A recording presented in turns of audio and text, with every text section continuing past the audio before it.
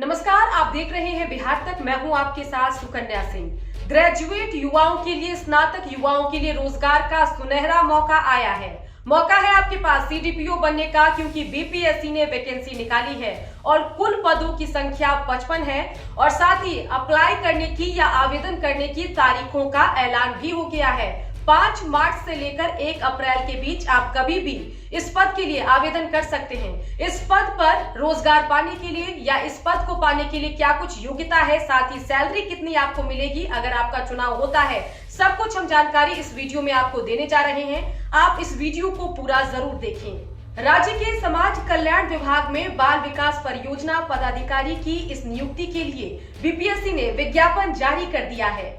कुल पदों की संख्या जहां 55 है, वहीं सामान्य श्रेणी में 22 पद खाली हैं। 22 लोग सामान्य श्रेणी के इस पद के लिए अप्लाई कर सकते हैं। इसके अलावा आर्थिक रूप से कमजोर लोगों के लिए 5 पद हैं। अनुसूचित जाति के लिए 9, अत्यंत पिछड़ा वर्ग के लिए 11, पिछड़ा वर्ग के लिए 6 और पिछड़ा वर्ग की महिलाओं के लिए 2 सीटें रिजर्व है।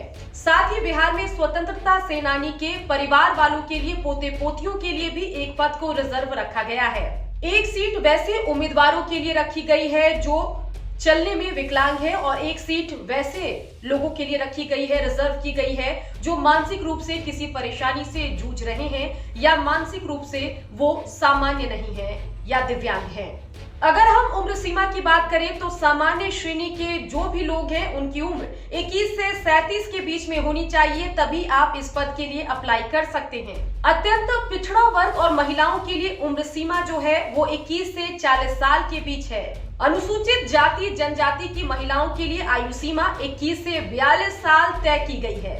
इस नौकरी के लिए जो भी योग्य उम्मीदवार आवेदन करेंगे उन्हें 3 चरणों में परीक्षा को पास करना होगा। बीपीएससी 3 चरणों में परीक्षा लेगी। सबसे पहले आपको प्रारंभिक परीक्षा से गुजरना होगा, उसके बाद मेंस की परीक्षा होगी और फिर आपका इंटरव्यू लिया जाएगा। प्रारंभिक परीक्षा जहां सामान्य ज्ञान के पेपर की होगी और कुल अंकों की संख्या 150 होगी और इसे पास करने वाले अभ्यर्थी आगे चलकर मेंस परीक्षा में शामिल होंगे। मुख्य परीक्षा में सामान्य हिंदी, सामान्य अध्ययन के 2 पेपर होंगे और वैकल्पिक विषय के पेपर भी होंगे।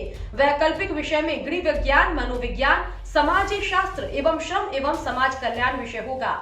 जो भी योग्य उम्मीदवार प्री परीक्षा पास कर लेंगे उन्हें आगे चलकर मेंस की परीक्षा देनी होगी और मेंस पास करने वाले अभ्यर्थियों को इंटरव्यू से भी गुजरना होगा। इंटरव्यू 120 अंकों का होगा।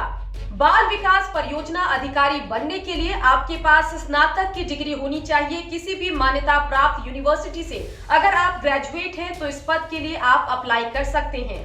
अगर हम सैलरी की बात करें तो जिस भी उम्मीदवार का इस पद के लिए चयन होता है तो आपको सैलरी भी मिलेगी और सैलरी की अगर हम बात करें तो 53,100 से लेकर 1,67,800 के बीच में आपको सैलरी मिलेगी अगर आपका चयन होता है। तो चलिए हम आपको बता दें कि जिन 3 परीक्षाओं से आपको गुजरना होगा उसमें आपको कितना वक्त दिया जाएगा और कुल मार्क्स आपको कितने मिलेंगे। तो प्रारंभिक परीक्षा जो है वो 150 अंकों का होगा और इसके लिए आपको 2 घंटे मिलेंगे। उसके बाद आगे चलकर मेंस परीक्षा जो है वो 300 अंकों का होगा और इसमें भी आपको 3 घंटे का समय मिलेगा। उसके बाद इंटरव्यू भी आपका होगा जो 150 अंकों का होगा। तो आगे चलकर भी हम आपको कई रोजगार से जुड़ी जानकारी देते रहेंगे। सरकारी नौकरी के क्या कुछ अपॉर्चुनिटी बिहार में आ रही हैं, इस बारे में लगातार हम आपको सूचित करते रहेंगे। बाल विकास परियोजना अधिकारी अगर आप बनना चाहते हैं तो जैसा कि हमने आपको बताया कि सबसे पहले आपको प्रारंभिक परीक्षा देनी होगी और ये परीक्षा 2 घंटे की होगी। 150 अंक के लिए आप इस परीक्षा को देंगे। इसके अलावा आपको मुख्य परीक्षा से गुजरना होगा जो 3 घंटे का होगा और 300 अंकों के लिए आप ये परीक्षा देंगे। उसके बाद 150 अंकों के लिए आपका इंटरव्यू भी होगा।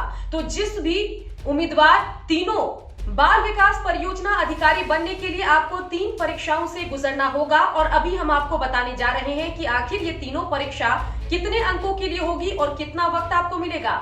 सबसे पहले प्रारंभिक परीक्षा 2 घंटे की होगी और 150 अंकों के लिए प्रारंभिक परीक्षा आपको देना होगा और आगे चलकर मुख्य परीक्षा होगी जो 3 घंटे की होगी मुख्य परीक्षा और ये 300 अंकों के लिए होगी और इसके बाद 150 अंकों के लिए अगर आप मुख्य परीक्षा को क्वालिफाई करते हैं तो 150 अंक के लिए आपको इंटरव्यू देना होगा।